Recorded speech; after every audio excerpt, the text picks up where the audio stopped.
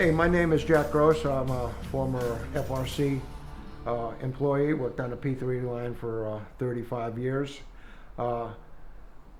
Pete Hastings had a barbecue party, and I'm carrying it on for him after he passed 2 years ago.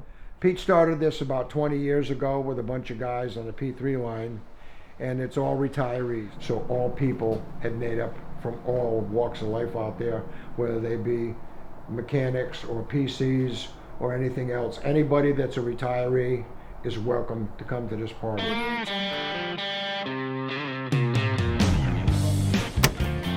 Welcome to the NADEP NARP retirement thing.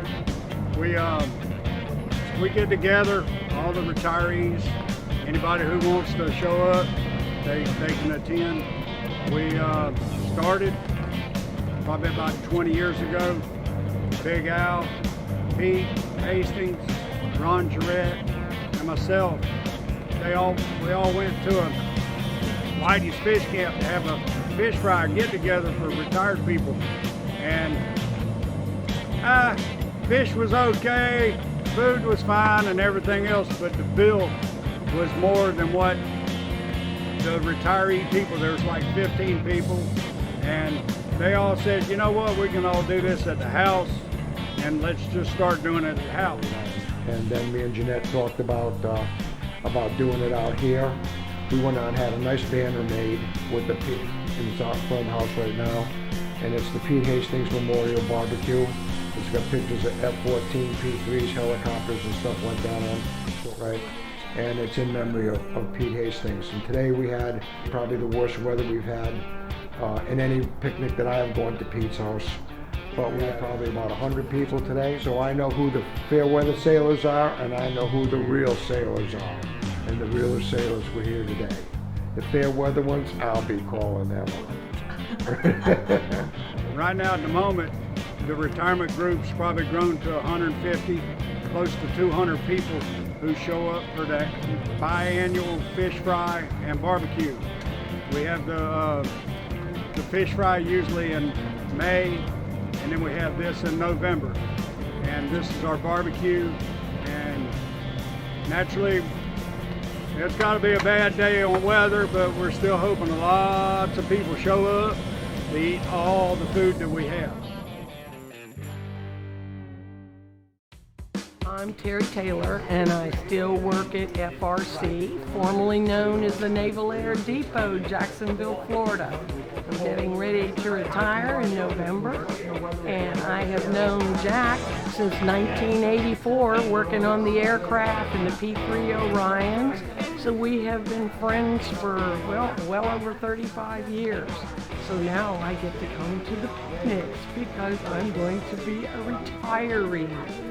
And it's a shame it's bad weather today, but we're going to make the best of it, and hopefully for many future more barbecues on good days for the retirees. But anyways, the history of this thing, it started at Whitey's 20-some years ago, and it was way too expensive. So Pete volunteered to have it out at his house. So Radio and Ron, they started the barbecue business, and it was quite interesting. And then they started doing this at Pete's house, and Radio went out and bought a little cooker. Well, now he's got two cookers that are about $25,000 a piece. You know, they're all on timers and everything else. We have 42 racks of ribs, 4 cases of chicken, 8 gallons of beans, and we're just going to enjoy ourselves one way or another anyhow. But other than that, you know, we just come and have a good time for the folks. You know, and like what was really good, Jerry Dean was here. You know Jerry Dean? Jerry Dean was Jack's supervisor. Oh, really? My son's supervisor. And Jerry Dean loved Jack. I'm Jerry Dean. Worked in Jacksonville from 1995 through, and I retired in 2015. But Jerry Dean is a really nice guy. He used to come up to the office and sit down. You know, he'd be working on something on the P3, or I'd come up and shoot the breeze with me. And first thing out of his mouth was always, "How's your dad? How's your dad?" Don't tell him his name and see if your father remembers who he is. He better remember. I think he got his pee-pee whacked by Jerry. No, not bad. You know, him being a computer geek. Oh no. You know, and wanting to have special programs and stuff like that. I always wanted to put my hand on the product, you know?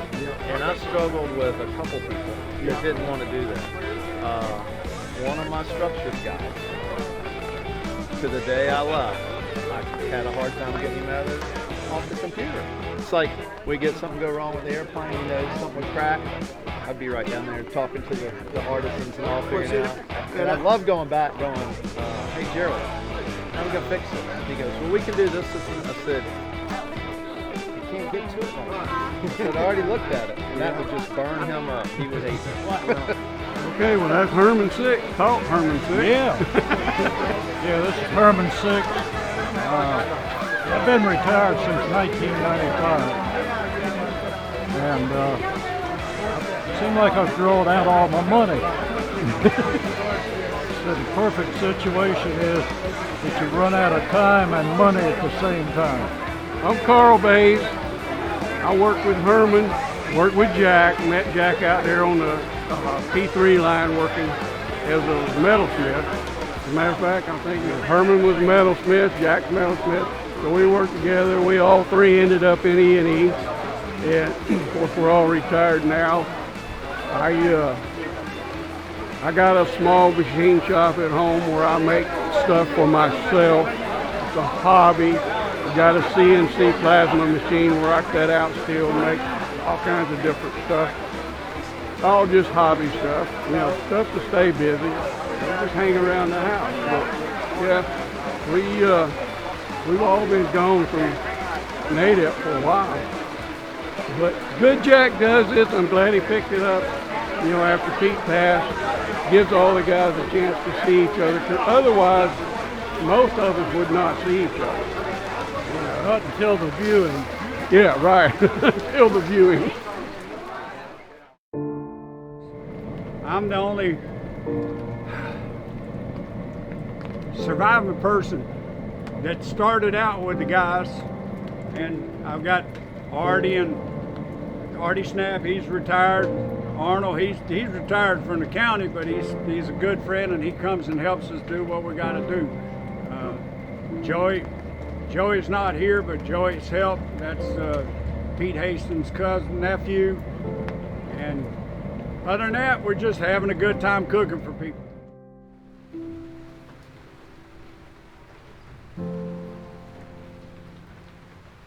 They were all some really, really good people. Yes, they were. Since I've started doing this, I've lost a lot of good people.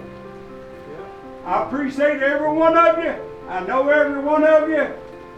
Let's enjoy it. Let's keep on doing what we're doing. As long as you're happy, I'm happy. God bless you. And Thank you very much. Also, my grandson is here, and he's going to UCF, and he's been walking around here interviewing people and talking to them. Hi, Cat. Behind you. So, I am behind you, yeah. right there. Turn your hearing aid up. So anyways, like I said, I wanted him to kind of document this because I've been to 5 funerals in the last five weeks. All NADEP people, everybody that worked on the line.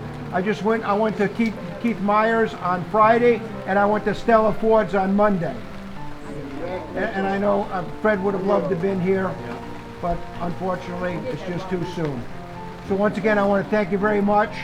And like I said, Ethan's trying to document everything that he can and we're going to try and put it on the NADEP Facebook page. And so all you guys can see yourself eating and making fun of yourself. Okay, thank you very much. Thank you.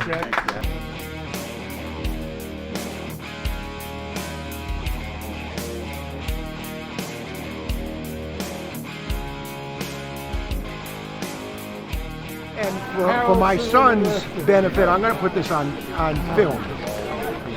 My son graduated from Riddle and they were hiring out at the base. I said, put in your resume. Right. He put in his resume, right?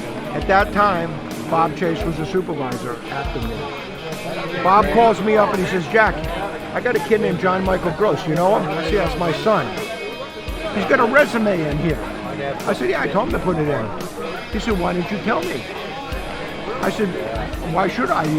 You read the resume. Is it good or bad? He said, it's great. I said, well, do you think he's going to get hired? He damn sure is.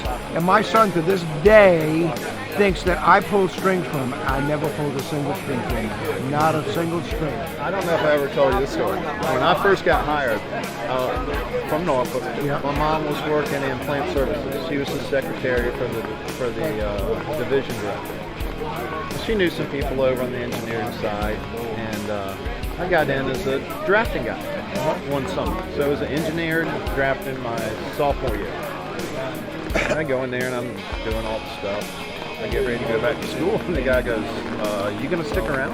I went, no, this isn't what I want to do the rest of the year. I'm gonna get my engineering degree. I said, I'll be back.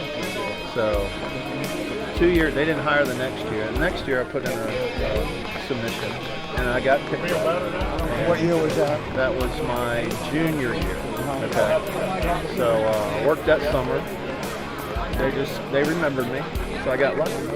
So never thought about it anymore. Filling out getting my resume, had to get it validated.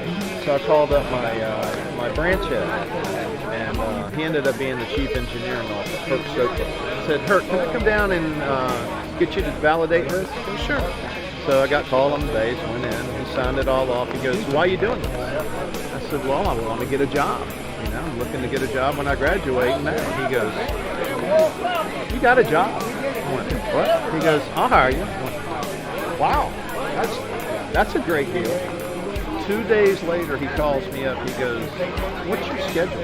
He goes, would you be willing to work part-time till you graduate? I went, well, yeah, I got, taking one class in the middle of the day on Tuesday, Thursday. He goes, that's your lunch break. Perfect. Hired me. Worked for the government 39 years after that. So, you never know. Connections can help. Nice history lesson. Yeah. We had a great turnout here. It was great to see all these people I haven't seen in years. Came out and had a great time. We had ribs, we had butts, we had beans, we had more beans, garlic bread, and we just had an absolute great time considering how the weather was so nasty. So once again, anybody that sees this video at the NADEP site, if you're a retiree, we'll be having another semi-annual party here about the first week in April, and it'll be on the NADEP website. And it will be fish and chips that time. We rotate between fish and chips and ribs and butts and chicken. So hope to see you in April. God bless and have a great day.